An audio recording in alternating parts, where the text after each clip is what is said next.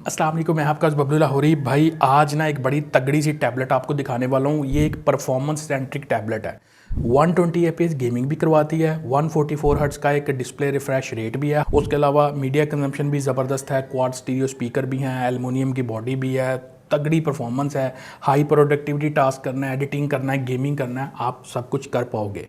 कौन C tablet है, कितने में मिलेगी, कहाँ से मिलेगी, सब बताता हूँ। देखें, आज जो टैबलेट है ना वो ये है ओप्पो पैड 2। अब मैंने ओप्पो पैड 3 को भी रिव्यू किया था और ये ओप्पो पैड 2 है, रिसेंटली मार्केट में आया है। और इसकी जो प्राइस कैटेगरी है ना, ये 8128 वाले वेरिएंट में अराउंड अबाउट कोई 55,000 रुपये के आसपास मिलता है। Solid unibody metal build quality है इसकी, हैंड फील बहुत प्रीमियम है। हाँ, दोनों हाथों से कैरी करना पड़ता है, थोड़ा सा वेट ज़रूर रखता है ये। और जो डिस्प्ले क्वालिटी है, पतले बेजल्स हैं, जिस तरह आईपैड्स के नहीं होते उस तरह की इसकी वाइब है, मतलब एक प्रीमियम वाली वाइब देती है। और अगर आप मीडिया कंज्यूम करते हो इसके ऊपर तो कलर्स वगैरह डिस्प्ले के अच्छी क्वालिटी वाला ये आईपीएस डिस्प्ले है। 11.6 इंच का है, 2.8 के रेजोल्यूशन है, चलने में एकदम मक्खन स्मूथ है। मैं मतलब इस टैबलेट को यूज़ कर रहा हूँ, मेरे थोड़े से हैवी टास्क होते हैं उसके अंदर एकदम स्मूथ चल रहा है ये, मतलब मज़ा दे रहा है यूज़ करते हुए। और विजिबिलिटी जो इस टैबलेट के डिस्प्ले की आउटडोर्स में है, लेट्स सपोज आपने लॉन में बैठ के यूज़ करनी है या ऑफिस में कोई थोड़ा सा बाहर वाला एरिया जहाँ पे आपने बैठ के इस टैबलेट को यूज़ करना है, तो विजिबिलिटी उस पॉइंट ऑफ व्यू से भी कोई कंप्रोमाइज़ नहीं है, वहाँ पे भी विजिबिलिटी बेहतरीन है। और मीडिया कंज्यूम करते हुए यूट्यूब पे ना 4K HDR का प्लेबैक मैं कहता हूँ बेहतरीन चलता है। और जो साउंड क्वालिटी और उसकी लाउडनेस है ना, एक रिच साउंड क्वालिटी आप कह सकते हो। विदाउट इसके अंदर वो ऑडियो जैक नहीं है, क्योंकि ज़्यादातर ऑडियंस वायरलेस कनेक्टिविटी की तरफ चली गई है। वो जो वायरलेस टूटियाँ होती हैं ना, बड्स वगैरह, वो यूज़ करते हैं ज़्यादातर यूज़र, तो वो भी इशू नहीं है। लेकिन ओपन वॉल्यूम पे भाई चारों जब इसके स्पीकर चलते हैं ना तो चस करवा देते हैं एक दफ़ा। और नेटफ्लिक्स पे ये जो टैबलेट है ओप्पो पैड 2, ये आपको L3 का सपोर्ट दिखाती है, मतलब स्टैंडर्ड रेजोल्यूशन पे जितने भी OTT प्लेटफॉर्म है वो प्ले करेगी। HD में स्ट्रीमिंग आप नहीं कर पाओगे इस टैबलेट पे नेटफ्लिक्स के ऊपर या जो भी OTT प्लेटफॉर्म है।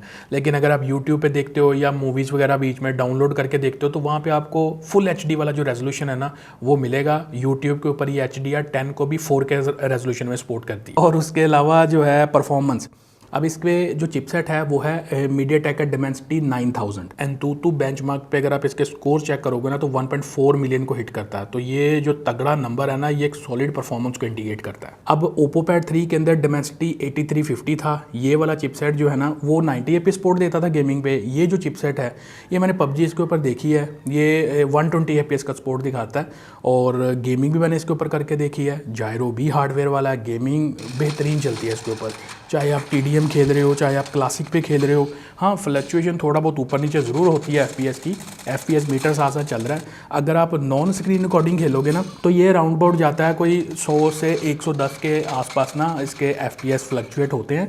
लेकिन क्योंकि ये भी हाई FPS हैं तो गेम की स्मूथनेस में कमी नहीं आती, तो गेम प्ले अच्छा करवा देती है ये। फिर मैंने कॉल ऑफ ड्यूटी खेली है, कॉल ऑफ ड्यूटी पे ये 90 FPS तक मतलब ये कैप्ड है, लॉक्ड है वहाँ पे। 90 FPS के ऊपर अच्छे ग्राफिक्स के साथ आप खेल सकते हो। मैंने अल्ट्रा FPS के साथ खेला है विद हाई ग्राफिक्स।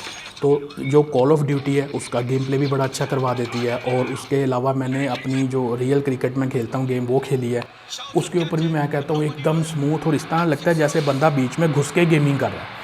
मतलब बड़ा डिस्प्ले है ना, और आगे क्रिकेट के इवेंट भी आने वाले हैं, तो परफॉर्मेंस वाली साइड से मतलब काफ़ी तगड़ी है। और मैंने इवन स्क्रीन रिकॉर्डिंग करके भी इसके ऊपर पबजी खेली है। स्क्रीन रिकॉर्डिंग पे ये है कि इसके जो FPS हैं वो 70 से 100 के दरमियान फ्लक्चुएट होते हैं, लेकिन एटलीस्ट ये स्क्रीन रिकॉर्डिंग को अच्छा हैंडल कर लेती है। कोई लैग या जिटर वगैरह इस तरह का कोई मेजर नोटिस नहीं होता। हाँ, जब FPS फ्लक्चुएट होते हैं तो थोड़ा सा फील ज़रूर होता है, लेकिन स्क्रीन रिकॉर्डिंग ये टैबलेट हैंडल कर लेती है। और ये सारे जो परफॉर्मेंस है ना इसको हैंडल करती है इसकी बड़ी बैटरी, 9500 समथिंग mAh है, 9530 या 20 mAh गालबन इसकी बैटरी है, और एक डिसेंट बैकअप देती है। गेम मैंने 1 घंटे में जो गेम प्ले किए है ना इसके ऊपर बैठ के, और हाई परफॉर्मेंस मोड भी मैंने इसका ऑन किया हुआ था। बैटरी की सेटिंग में जाके ये ऑप्शन आती है बाय द वे, तो वहाँ पे इसने 1 घंटे में ना कोई 14-15% बैटरी ली है 1 घंटे की गेमिंग के अंदर। तो आई थिंक ये नंबर भी डिसेंट है। तो बैटरी वाली साइड से जो बैकअप है वो भी ज़बरदस्त है।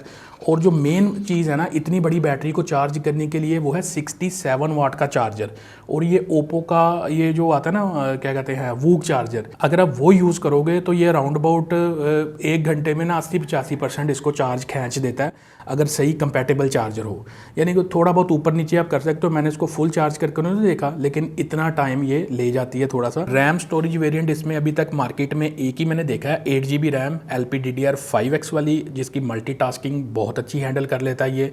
उसके अलावा यहाँ पे जो स्टोरेज है 128 GB वाला, 256 वाला वेरिएंट मैंने नहीं देखा मार्केट में, तो ये UFS 3.1 वाली स्टोरेज है। और एक्सपैंड आप स्टोरेज को नहीं कर सकते क्योंकि कहीं पे भी कोई स्लॉट नज़र नहीं आई जहाँ पे कोई मेमोरी कार्ड वगैरह इंसर्ट हो सके। और कैमराज वाली जो कैटेगरी होती है टैबलेट्स में, आपको पता है कि इनका यूज़ के सिनेरियो थोड़ा डिफरेंट होता है फ़ोन्स के मुकाबले में, स्मार्टफोन्स के मुकाबले में। बैक पे 8 मेगापिक्सल है, फ्रंट पे 8 मेगापिक्सल है। आल्दो ये बैक से 4K 30 FPS वीडियो भी सपोर्ट करता है। तो ये है कि इसको मैं स्मार्टफोन के जो तगड़े कैमराज होते हैं उनसे तो नहीं कंपेयर कर सकता, लेकिन एज ए टैबलेट इसके कैमराज मैं ओके रेट करूँगा। सॉफ्टवेयर वाली साइड पे ये एंड्रॉयड 14 के साथ ही आती है और इससे आगे इसको अभी तक कोई अपडेट नहीं आ रही जितना मैंने इसको चेक किया। और ओप्पो पैड 2 के अंदर आपको फिंगरप्रिंट नहीं मिलता, आप या तो फेस ID यूज़ करते हो सिक्योरिटी के लिए या फिर पिन पैटर्न आप यूज़ कर सकते हो। अब ये जो सारे फीचर्स हैं ना इसके, ये सारे पॉजिटिव वाली साइड पर ही गए हैं। अब जो इसका मेन है ना, जो कॉन वाली साइड पर जा सकती है वो ज़्यादा से ज़्यादा ये कि ये एक इंपोर्टेड टैबलेट है, इंपोर्टेड किट टैबलेट है। ओप्पो ने पाकिस्तान में तो अगर ये लॉन्च करनी होती तो पता नहीं 1.5-2 लाख में ही करता जाके, लेकिन यहाँ पे इस टैबलेट की ना पार्ट्स अवेलेबिलिटी नहीं होगी। इन केस अगर आप ऐसे यूज़र हो जो रफ़ यूज़ करता है, गिर जाती हैं चीज़ें, तोड़ लेते हो, पार्ट्स नहीं मिलेंगे। बस ये चीज़ आपने अपने माइंड में रख के इसकी तरफ जाना। अगर यूज़ केयरफुल है तो आप इसको कंटिन्यू कर सकते हो। अगर आपको हाई प्रोडक्टिविटी टास्क चाहिए, आपने गेमिंग करनी है, आपने एडिटिंग करनी है, ज़ाहिर है आजकल ऑनलाइन वर्क फ्रॉम होम वाले सीन चल रहे हैं, तो एक अच्छी प्रोडक्टिविटी के लिए कोई टैबलेट बंदा ढूंढ रहा होता है। लोकल में जो टैबलेट्स अवेलेबल हैं वो 70-80 हज़ार रुपये तक भी हीलियो G100 वाले हैं। तो हीलियो G100 2-3 महीने बाद ही जाके ना बस वो फंसना शुरू हो जाता है। अब कितना है कि इसको G100 को रगड़ेंगे, अब इसमें से तो अलादीन का जिन भी नहीं निकल रहा। एक चीज़ जिसका अक्सर कमेंट आता है ना कि भाई इसकी जो एक्सेसरीज़ हैं, इसका कुछ स्टाइलस वगैरह इसके साथ आता है, तो देखें ये पाकिस्तान में सिर्फ टैबलेट ही आ रही है, इसके साथ मैक्सिमम इसका केस मिल जाता है। स्टाइलस आप आफ्टर मार्केट में कोई देख सकते हो, कोई मेरे ख्याल से 2000-2500 रुपये का आता है, वो आप यूज़ कर सकते हो। बस वो भी वो जिसको कहते हैं ना पेंसिल, वो यूज़ करने वाला जो स्नैरियो है वो है, कोई प्रेशर सेंसिटिव या इस तरह के जो फीचर्स होते हैं वो स्टाइलिस में नहीं होंगे, आफ्टर मार्केट वाला चल जाता है। इसके साथ स्टाइलिस स्पोर्ट ज़रूर है, लेकिन इसके साथ नहीं आता ओप्पो का स्टाइलिस। ऑल इन ऑल अगर मैं इसको सम अप करूँ ना, तो इस टैबलेट को यूज़ करते हुए और इसकी प्राइस को देखते हुए, इसके फीचर्स को देखते हुए मेरा एक्सपीरियंस अच्छा ही रहा है। जो कॉन्स थे ना, जो मैक्सिमम, वो यही है कि इसके पार्ट्स अवेलेबिलिटी वो मैंने हाईलाइट कर दी आपको। उसके अलावा इसकी यूज़बिलिटी के हिसाब से मुझे कोई कौन नहीं लगे। अगर इसकी मैं प्राइस को माइंड में रखूँ, इसके फीचर्स रखूँ, और आजकल की मार्केट जो सिचुएशन चल रही है कि अगर आप लोकल में कोई 55,000 रुपये के आसपास टैबलेट लेने जाते हो ना, जैसे रेडमी पैड है या कोई और पैड देख लो आप, तो उसके फीचर्स क्या ही आपको मिलते हैं।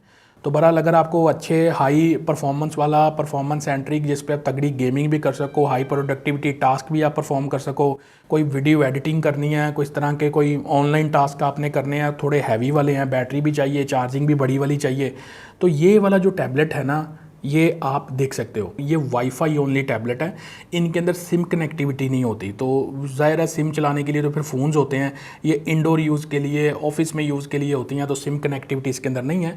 वाईफाई पे, हॉटस्पॉट पे जैसे मर्जी इसको चलाओ आप। अब जो मेन क्वेश्चन है ना कि भाई मिलेगा कहाँ से, देखें अभी तो इसकी अवेलेबिलिटी मार्केट में बहुत लिमिटेड है। अगर आप मार्केट में जाके विजिट करके ले सकते हो तो वेल एंड गुड है, नहीं तो डिस्क्रिप्शन में मैंने अपनी वेबसाइट का लिंक दिया हुआ है, और ये मैंने आप सब दोस्तों की ना सहूलत को देखते हुए क्रिएट किया है, ताकि अगर कोई बंदा किसी ऐसी सिटी से लेना चाहता है जो 100% टेस्टेड यूनिट हो, मैंने अपनी टीम को कुछ लिमिटेड यूनिट प्रोवाइड किए हैं, जो पहले आ जाएगा उसको मिल जाएंगे।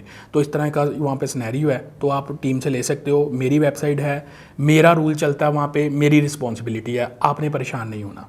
तो आई होप कि चीज़ें आपको क्लियर हो गई होंगी। वीडियो अच्छी लगी हो तो लाइक शेयर सब्सक्राइब कर देना। मिलते हैं अगली वीडियो में। Thanks for watching. अल्लाह हाफिज़।